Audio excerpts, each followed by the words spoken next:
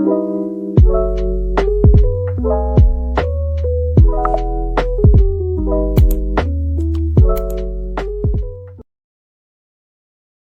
good morning everyone. Hojik myam kamai tonari huji engotagi pung 5:30 tare abane ko. Myam aise huji kheki mapanda lepi ne abane. Ado kheki mapanda khoi egi thaba kano singdo ado lepaga huji aise fresh thai ne abane. Myam ado do kamai tori haidi ai huji aina voice over hapchari se sumaina ne haidi mapanda laigi sei thari abane. Ado duna aise voice over oina hapchare bako. Ado myam aise hujik se fresh thak thangna ai hujik ka todine ba ka tawini kari ai hinjana pi singsi jengini ai da thaba khamesimi do mapan sare bane ko. Ado dogi myam adoni de isa thapa pasei se ka to sumai to yeng base su jamni wakhal nungai bane. Ado myam hujik aise kena to kari ai FS paper pap thaktoga ai icha nupagi nasi se exam le bane ko. Ado dogi ai exam se kena to doini ba school chatoini. Ado do FS se ai hujik se yang na thakto I bane. Ado thaktok loiraga hujik se hujik ai thabak se loisalurage hujik kari tawba jaba do school su ai chatoi mina ne. Ado dani myam do makata nei mina si kitchen dani huji aise kena to ge kari hai angange ingotagi breakfast ke khaje sembi rage adagi sangom hana se maga pitha ke to mai breakfast to bi rage kenai di school jatoi ni adagi papa aisa sing ju papa thong to thoge bane ka do me am jemne si mathang ko ke tawre do me angange sangom se sembi rage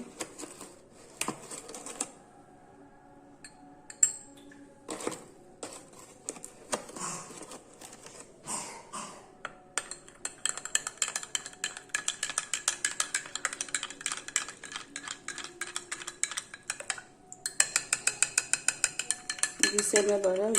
maun apta pithoge chana pai jero mama lobire magi school ki tiffin hapagi hana sembi rage ase se jero mama loraga ado kana tawrage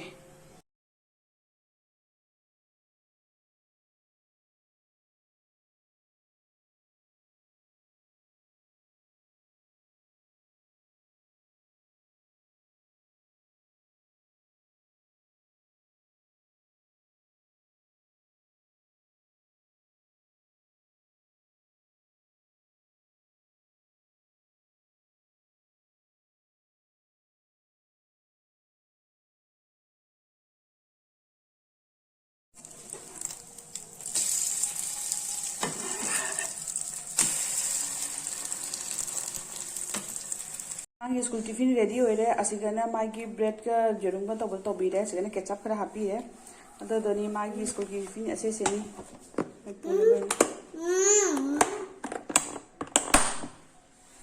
मैं हमने ऐसे चाक कितने ले बने गरांगी को ऐसे से इन्हें मौसम लगा है इन्हें ऐसे तौरे से तिलो सोई ले रहे ऐसे ऑफ अधिक हम जो इन्हें लोरे कितने था के ऐसी जुंगी खकी अपन द पान बदोनी है बने देखिए से चनाखरा तिंगे बस तौरा गने मौसम लगे हो जी कितने मागे की इन पागा खुनी कितने चार है ऐसे से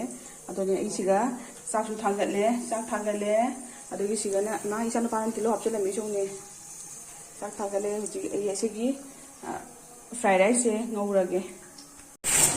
मैं खान से मसक थी है ना ने तो बीनू करिए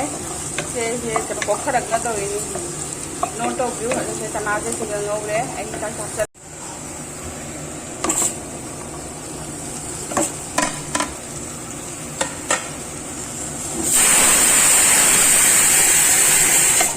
ने इचन पागी मैगी सिगा होबीरे मसला जाम थाकते बने आई पितर जने मसला जाम थाकते असिगना चा लोली चंगांगी मागी पीने बेगी हम सिगा लोइरे से फ्राइड राइस ngौबो दो से मोरक अमतिक पम चा पीरे दी केनोगा चा से का चंगांग से पिथागे बा संगोम चा था दी गेस काने बा दी चान पाई मैगी से सिगा हो लोइरे अदो दनी म्याम पिजरगे हुजी मैम ए हुजी थांगले थाव से हापे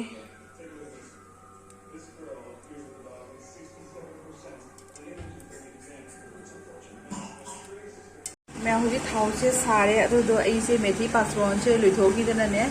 तिलो को जन्म मना तौरने तिलो को जन्म मना अभी सोचे तौरने थोंगनी मैं ऐसे से मैन थोंगोइने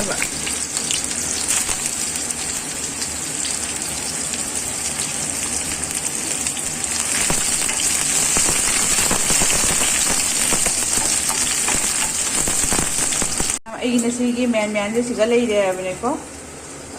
कनो तौना फुल कोबी कईका मटर थ्रा कईका थाकना बना कोबी का तौदना अदेगी मुल्हा पुलहमरू का थाई मनुंगदबुदी लेखरे चामद मनुंग चंगखरे असे सोइने मैन थोंगनी नसीगी से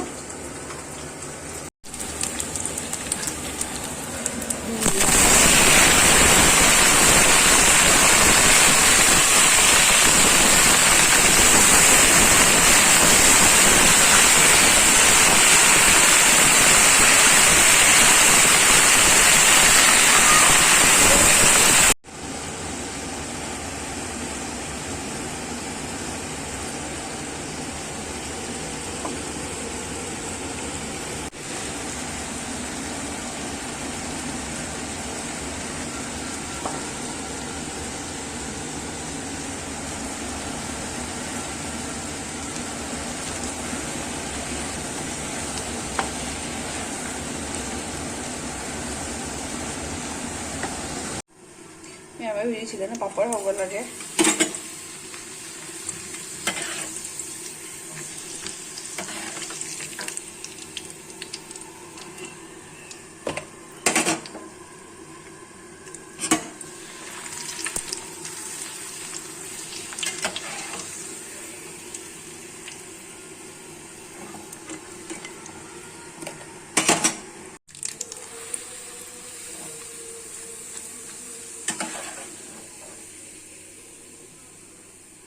पापड़ से हौरोइने सिगा हापचले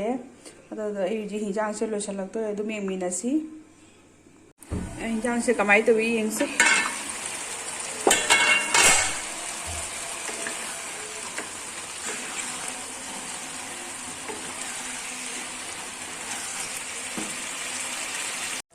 मैं हिंजांग से लोसले हुजी फदीगोम थाकचले मैं मैन से सुमाइना ओइरे कारो खाबी सोई लोरे कारो खाबी से ngौगे तौरी सिगना तवा सेगा थाव हपचले अदो मैम से ngौरगे से को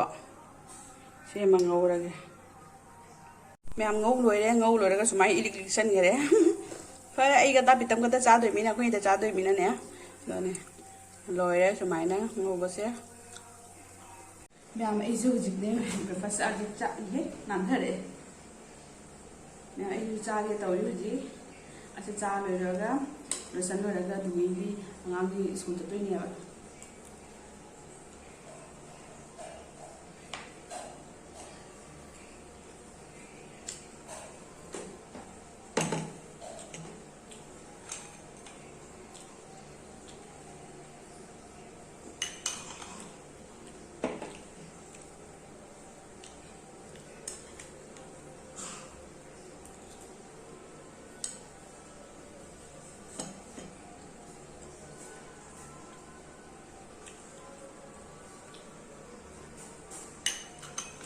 तो मैं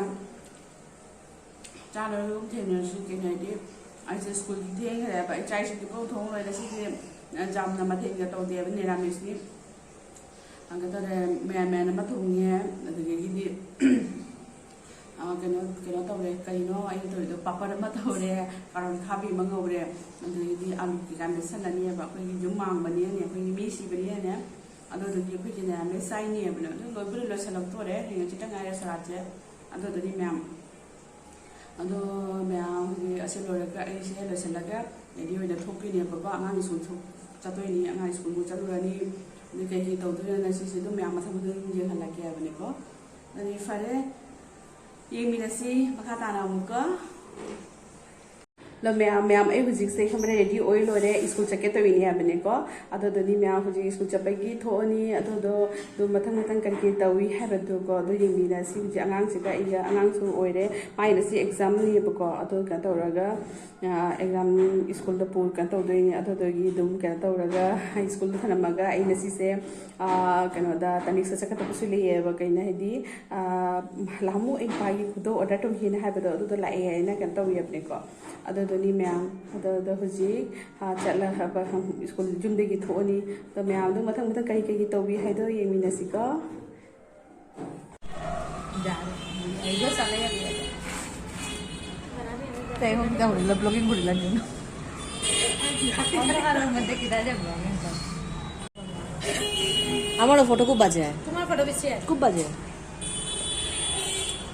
मने का फोटो एम फोटो उठी ना तो আমি ওখানে तो वाले फोटो आई बुके तक তো ফটোর মধ্যে ফটো যে বাজে ওই দে ফটোর মধ্যে ফটো না আমি অরিজিনালও বাজে ফটো আর বাজে ফটো মেন না তো আমি ফেসবুকে তো ফটো লাগে সুন্দর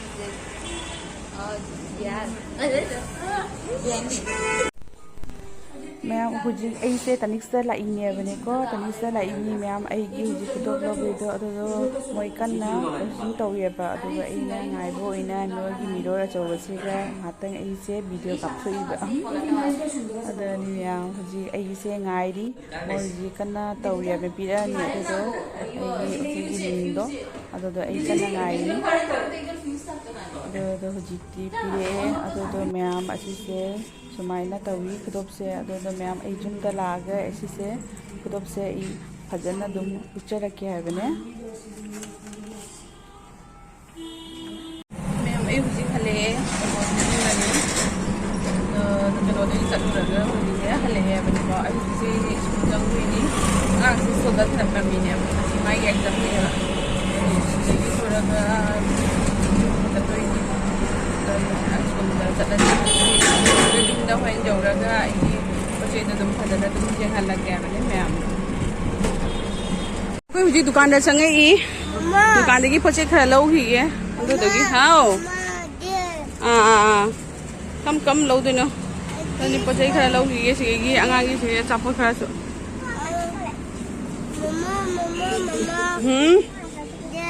ओ सनफिश ओ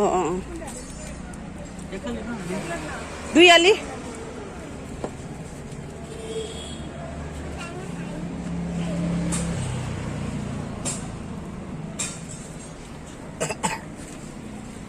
मैं मिचा नुपा गई स्कूल ले हले स्कूल की बैग पोरी होय लमेन दनी हुजी चली से जुम जौदरे हाथ लेगरी जुम जौरनी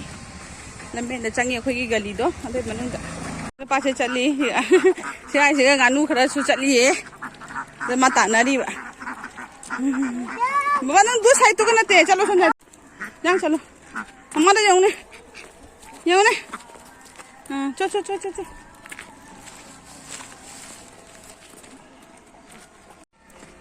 ना मको ते दो कहीं नो येंगे ओ फरे चसी लाजम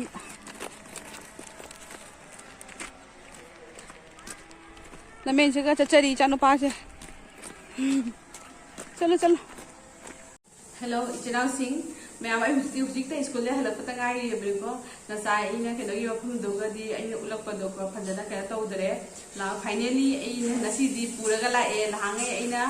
उलके हाइने चना मैम सिंह दा हाइबदो को अदो नसी से अइ क्या तौरगे पूरे नसाई अइ तरी से चलुबदो दुकान चलुबदोगदी जाम हिजना का तौ नो कोना का पकपसु कना तौ दी हेबने को अदुदगी आई हुजी पुरगा लाए आइना आई नुपागी रिंग ऑर्डर तो बिए ना हमु आई हाई हिबदो को नसी से पुरा लाए अदु म्याम ने हलके जे दिन फेये ना हाय बने को अदु दे पुरा लाए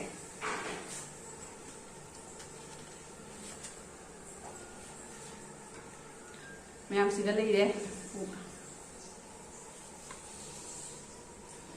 म्याम सिगा लेरे सुमाइना नि माय राशि से मतुमिना दिसे सिबा जाय बा आइसु सिबा जाय अदो दोइसु नुपादना हे कन तौबिए बने को हांगनि ने खबा अपनी को मा से उठी अदो दनि म्याम सिगा ले अदु डायमंड दे गोल्ड रिंग ꯑꯗꯨꯗꯗꯤ ꯃꯌꯥꯝ ꯑꯩ ꯅꯨꯄꯥꯒꯤ ꯑꯦꯁꯦꯁ ꯑꯣꯏꯅ ꯄꯨꯔꯛꯑꯦ ꯑꯩꯈꯣꯏ ꯕꯕꯥꯒꯗꯤ ꯗꯤꯖꯥꯏꯟꯒ ꯃꯥꯟꯅꯗ꯭ꯔꯦ ꯇꯣꯔꯇꯣꯏꯁ ꯑꯗꯨꯗꯤ ꯃꯌꯥꯝ ꯑꯁꯤꯁꯦ ꯏꯆꯤꯟ ꯏꯅꯥꯎ ꯃꯌꯥꯝꯁꯤꯡꯗ ꯎꯠꯆꯅꯤꯡꯕꯁꯦ ꯑꯁꯤꯁꯦ ꯗꯤꯟ ꯑꯃ ꯆꯤꯡꯉꯒ ꯂꯥꯏ ꯈꯨꯔꯨꯝꯃꯒ ꯑꯗꯨꯗꯒꯤꯗꯤ ꯁꯤꯗꯣꯏꯅꯦꯕꯀꯣ ꯃꯥꯏ ꯁꯤꯕꯒꯤ ꯅꯤꯌꯣꯝꯁꯦ ꯈꯤꯇꯪ ꯀꯨꯞꯄꯤꯌꯦꯕꯅꯦꯀꯣ ꯑꯗꯨꯗꯨꯅ ꯇꯧꯔꯒ ꯑꯗꯨꯗꯒꯤ ꯁꯤꯗꯣꯏꯅꯤ ꯑꯗꯨꯗꯤ ꯃꯌꯥꯝ ꯁꯨꯃꯥꯏꯅ ꯑꯣꯏꯅ ꯄꯨꯔ ꯂꯥꯛꯑꯦꯕꯅꯦꯀꯣ ꯆꯥꯝꯕꯤꯔ ꯃꯇꯨꯡꯗ ꯅꯍꯥꯟꯒꯤ ꯑꯣꯔꯗꯔ ꯄꯤꯔꯒ ꯑꯣꯔꯗꯔꯗꯣ ꯃꯄꯨꯝ ꯂꯥꯛꯑꯒ ꯑꯃꯨꯛ ꯁꯥꯏꯖꯁꯨ ꯑꯃꯨꯛ ꯆꯥꯗꯦꯅ ꯇꯧꯔꯦ ꯈꯪꯕ꯭ꯔꯥ ꯑꯗꯨꯒꯤꯗꯤ ꯇꯧꯔꯒ ꯉꯁꯤꯁꯤꯗꯤ ꯄꯨꯔꯥ ꯌꯥꯔꯦ ꯄꯨꯔꯛꯑꯦ ꯑꯗꯨꯗꯨꯅꯤꯗ ꯃꯌꯥꯝ ꯏꯆꯤꯟꯅꯥꯎ ꯃꯌꯥꯝ ꯑꯩꯁꯦ ꯂꯩ ꯈꯣꯠꯂꯤ ꯀꯩꯅꯣ ꯇꯧꯋꯤ ꯀꯥꯏꯅ ꯌꯥꯝ ꯍꯦꯟꯖꯟꯅ ꯎꯠꯂꯤ ꯁꯣꯐ ꯇꯧꯋꯤ ꯀꯥꯏꯅ ꯑꯗꯨꯃꯥꯏꯅꯗꯤ ꯈꯟꯕꯤꯒꯅꯨꯗ ꯑꯗꯨꯝ ꯑꯩꯒꯤ ꯑꯗꯨꯝ ꯍꯥꯏꯗꯤ ꯑꯩꯒꯤ ꯂꯥꯏꯐꯇ ꯀꯩꯀꯩ ꯇꯧꯋꯤ ꯍꯥꯏꯕꯗꯣꯀꯣ ꯑꯗꯨꯗꯨꯒꯤꯗꯃꯛꯇ ꯑꯗꯨꯝ ꯎꯠꯆꯔꯛꯄꯅꯤ ꯍꯥꯏꯕꯅꯦꯀꯣ ꯃꯌꯥꯝꯁꯨ ꯑꯗꯨꯝ ꯂꯩꯕ ꯖꯥꯏꯁꯦ ꯀꯩꯁꯨ ꯂꯩꯇꯕ ꯌꯥꯝ ꯍꯦꯟꯖꯟꯅ ꯆꯥꯎꯕ ꯌꯥꯝ ꯍꯦꯟꯖꯟꯅ ꯀꯩꯅꯣ ꯑꯣꯏꯕ ꯅꯠꯇꯦꯕꯅꯦꯀꯣ ꯑꯗꯨꯝ ꯈꯔ ꯄꯤꯛꯇꯛ ꯇꯧꯕꯅꯤ ꯑꯗꯨꯝ ꯀꯩ ꯍꯥꯏꯅꯤ ꯑꯗꯨꯝ ꯈꯔ ꯂꯩꯕ ꯈꯣꯠꯄ ꯑꯗꯨꯝ ꯇꯧꯕꯁꯦꯀꯣ ꯑꯗꯨꯅꯤꯗ ꯃꯌꯥꯝ ꯌꯥꯝꯅꯒ ꯁꯣꯐ ꯇꯧꯔꯦ ꯆꯥꯎꯈꯠꯆꯅꯤꯡꯉꯤꯒ ꯍꯥꯏꯅꯒ ꯑꯗꯨꯃꯥꯏꯅꯒꯗꯤ ꯀꯩꯁꯨꯝ ꯈꯟꯕꯤꯅꯨ ꯍꯥꯏꯕꯅꯦꯀꯣ ꯑꯗꯨꯅꯤꯗ ꯃꯌꯥꯝꯗ ꯑꯗꯨꯝ ꯏꯆꯤꯟ ꯏꯅꯥꯎ ꯃꯌꯥꯝꯁꯤꯡꯗ ꯖꯍꯥ ꯀꯩꯅꯣ ꯇꯧꯕꯗꯣ ꯑꯗꯨꯝ ꯁꯤꯌꯥꯔ ꯇꯧꯖꯅꯤꯡꯕꯅꯦꯀꯣ ꯃꯌꯥꯝꯁꯨ ꯑꯗꯨꯝ ꯍꯥꯏꯗꯤ ꯇꯧꯕ ꯂꯩꯕ ꯌꯥꯏ ꯀꯩꯅꯣ ꯇꯧꯕ ꯌꯥꯏꯀꯣ ꯑꯣꯔꯗꯔ ꯄꯤꯔꯒ ꯑꯩꯈꯣꯏꯅ ꯗꯤꯖꯥꯏꯟ ꯑꯄꯥꯝꯕꯗꯣꯀꯣ ꯑꯗꯣ ꯇꯧꯕ ꯌꯥꯏ ꯍꯥꯏꯕꯅꯦꯀꯣ ꯑꯗꯨꯅꯤ ꯑꯩꯅ ꯁꯤ ꯗꯤꯖꯥꯏꯟꯁꯦ ꯄꯥꯝꯃꯤ ꯍꯥꯏꯅ ꯑꯗꯨꯝ ꯂꯩꯔꯛꯄꯅꯦꯕꯀꯣ ꯑꯗꯨꯗꯤ ꯃꯌꯥꯝ ꯑꯗꯨꯝ ꯃꯊꯪ ꯌꯦꯡꯃꯤꯟꯅꯁꯤ ꯍꯧꯖꯤꯛꯁꯦ ꯑꯩꯁꯦꯀꯣ ꯆꯥꯛ ꯆꯥꯒꯦ ꯇꯧꯔꯤꯅꯤ ꯍꯧꯖꯤꯛ ꯁ꯭ꯀꯨꯜꯗ ꯍꯜꯂꯛꯄꯇ ꯉꯥꯏꯔꯤꯕꯀꯣ ꯑꯗꯣ ꯍꯧꯖꯤꯛ ꯆꯥꯛ ꯆꯥꯊꯣꯛꯑꯅꯤ ꯑꯗꯨ ꯂꯣꯏꯔꯒ ꯑꯗꯨꯝ ꯍꯣꯔꯦꯟ ꯀꯩꯀꯩ ꯇꯧꯏ ꯍꯥꯏꯕꯗꯣ ꯑꯗꯨ ꯌꯦꯡꯃꯤꯟꯅꯁꯤꯀꯣ ꯃꯊꯪꯗ ꯌꯦꯡꯃꯤꯟꯅꯁꯤ ꯑꯗꯨꯅꯤ ꯃꯌꯥꯝ ꯁꯤꯒ ꯂꯩꯔꯦ ꯑꯩꯒꯤ ꯔꯤꯡꯗꯨꯗꯤꯀꯣ ꯃꯌꯥꯝꯁꯨ ꯑꯗꯨꯝ ꯎꯔꯦꯗꯅꯀꯣ ꯑꯗꯨꯅꯤ ꯌꯦꯡꯃꯤꯟꯅꯁꯤ ꯃꯊꯪ ꯃꯌꯥꯝ ꯑꯩꯁꯦ ꯍꯧꯖꯤꯛꯅꯦ ꯀꯩ ꯍꯥꯏꯅꯤ ꯑꯗꯨꯝ ꯍꯧꯒꯠꯂꯛꯏꯅꯦꯕ ꯑꯗꯣ ꯍꯧꯒꯠꯂꯛꯄꯁꯦ ꯍꯧꯖꯤꯛꯁꯦ ꯀꯩꯅꯣꯝ ꯆꯥꯅꯤꯡꯉꯦ ꯑꯗꯣ ꯀꯣꯝꯂꯥ ꯂꯩꯔꯦꯕ ꯉꯁꯥꯏꯁꯦꯀꯣ ꯑꯗꯨꯗꯣ ꯀꯣꯝꯂꯥ ꯃꯦꯠꯄ ꯆꯥꯁꯤ ꯁꯤꯒ ꯂꯩꯔꯦ ꯌꯦꯡꯍꯜꯂꯛꯀꯦ ꯀꯣꯝꯂꯥꯁꯦ ꯂꯩꯔꯛꯄꯅꯦꯕꯅꯦ ꯑꯗꯨꯗꯒꯤꯗꯤ ꯑꯁꯤꯒꯅꯅꯦ ꯑꯩꯈꯣꯏ ꯌꯨꯝꯒꯤ ꯑꯄꯥꯟꯕ ꯃꯣꯔꯣꯛꯇꯨꯅꯦꯕ ꯁꯤꯁꯦ ꯑꯗꯨꯗꯒꯤꯗꯤ ꯑꯩꯅ ꯁꯤꯟꯒꯗ꯭ꯔꯥ ꯊꯨꯝꯒꯗ꯭ꯔꯗꯤ ꯈꯪꯗꯦ ꯍꯥꯏꯗꯅꯅꯦ ꯊꯨꯝ ꯈꯔ ꯍꯥꯞꯄꯦ ꯆꯤꯅꯤ ꯈꯔ ꯍꯥꯞꯄꯦ ꯑꯗꯣ ꯁꯤꯁꯦ ꯀꯩꯅꯣ ꯇꯧꯔꯒ ꯃꯦꯠꯂꯅꯤ ꯁꯤꯁꯦ ꯑꯗꯣ ꯃꯌꯥꯝ ꯑꯗꯨꯝ ꯌꯦꯡꯃꯤꯟꯅꯁꯤ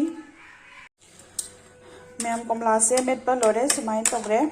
ꯑꯗꯨꯅꯤ ꯃꯌꯥꯝ ꯍꯧꯖꯤꯛꯁꯦ ꯀꯣꯝꯂꯥꯁꯦ ꯆꯥꯔꯒꯦ ꯑꯗꯣ ꯃꯌꯥꯝ ꯚꯤꯗꯤꯑꯣꯁꯦ ꯃꯇꯥꯡꯁꯦ ꯁꯨꯝ ꯂꯣꯏꯁꯤꯜꯂꯒꯦ ꯃꯌꯥꯝꯅ ꯅꯨꯡꯁꯤꯕꯤꯗꯨꯅ ꯑꯩꯒꯤ ꯆꯦꯅꯦꯜꯁꯤꯕꯨ ꯂꯥꯏꯛ ꯁꯕꯁꯀ꯭ꯔꯥꯏꯕ ꯁꯤꯌꯥꯔ ꯇꯧꯕꯤꯌꯨ ꯅꯧꯅ ꯆꯪꯉꯛꯄ ꯏꯆꯤꯟ ꯏꯅꯥꯎꯁꯤꯡꯁꯨ ꯂꯥꯏꯛ ꯁꯤꯌꯥꯔ ꯇꯧꯕ ꯀꯥꯎꯕꯤꯒꯅꯨ ꯁꯤ ꯍꯥꯏꯔꯒ ꯑꯩ ꯊꯝꯖꯔꯒꯦ ꯕꯥꯏ ꯕꯥꯏ